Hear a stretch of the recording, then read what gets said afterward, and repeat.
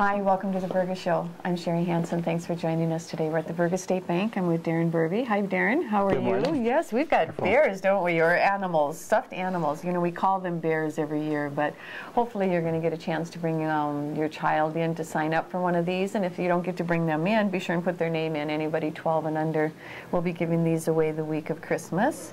And there's 6 of them to give away, so everybody will have a good chance, and they're all different, so that's kind of fun. They're very soft. Oh, they're soft, yes. My kids are grown. They don't need these, but my dog would love one of these. No, Daren, you always need one of these. You're never grown out of these, especially at Christmas. And be sure and stop in and get your calendars, too. We have those. And we also have something going on next week. On the 18th, we have a bake sale going on for Relay for Life. So hopefully you get a chance to come in, and you can just do one stop at that time. You can get your bake sale items. You can sign up your children, grandchildren for stuffed animal, and you can grab your calendar. All homemade goodies. And they can come back and talk to you about credit reporting. Yeah, the real fun stuff. The real fun stuff. Real exciting. And that's what we want to talk about today, Daren. So thanks for being on the show, because I know that it seems to be getting more and more difficult to borrow money, and people are asking why. Well, have you ever heard the comment, it's the economy, stupid? Because it really is. It's the economy. Why is it more difficult to borrow money? It's unemployment. It's home values. It's commercial real estate values. So lenders are very tight with the checkbook, it seems, lately. And justifiably so. And justifiably so. And it's always, lenders have always been criticized for, you'll lend me money when times are good, but not when times are bad.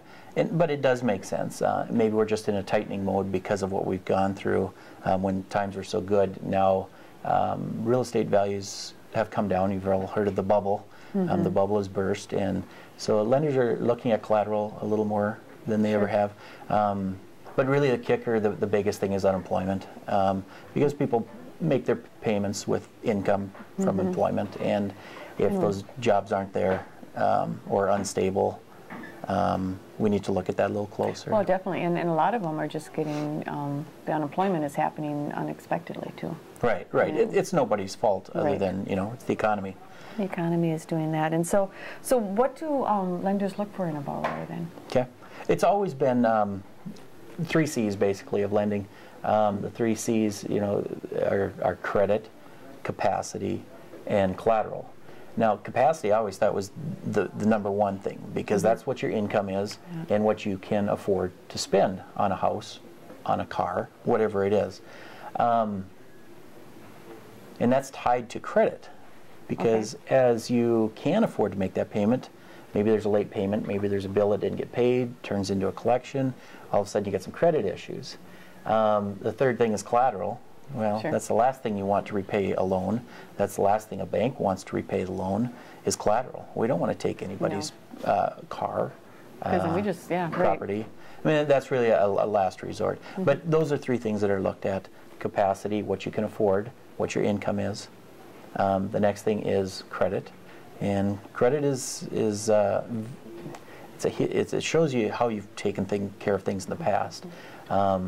It also shows sometimes what your character is like, if you want to take care of things. Now, people, for the most part, want to make their payments. I mean, they do. It's human nature. You want to take care of things. And sometimes your back's against the wall, and you can't, and that's where credit comes into play. It's going to hurt your credit. But for the most part, people are good and want to take care of things. Sure. So you're talking about credit. What does make up a credit score? You want me to take the bear from you?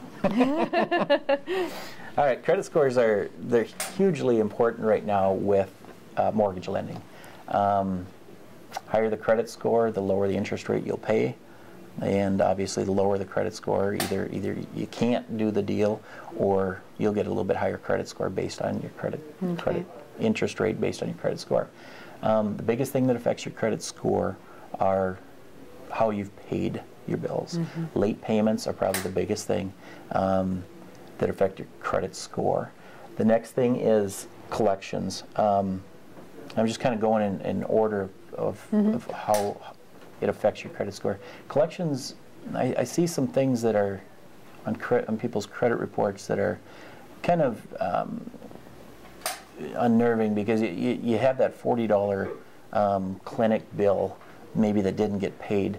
And getting back to the economy, there's a lot of businesses that aren't waiting that long to collect their bills anymore.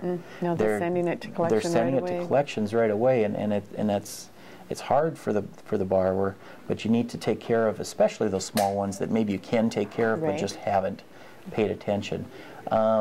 Open your mail, right? You know, just don't throw them aside. And contact the people the collectors that are trying to get paid.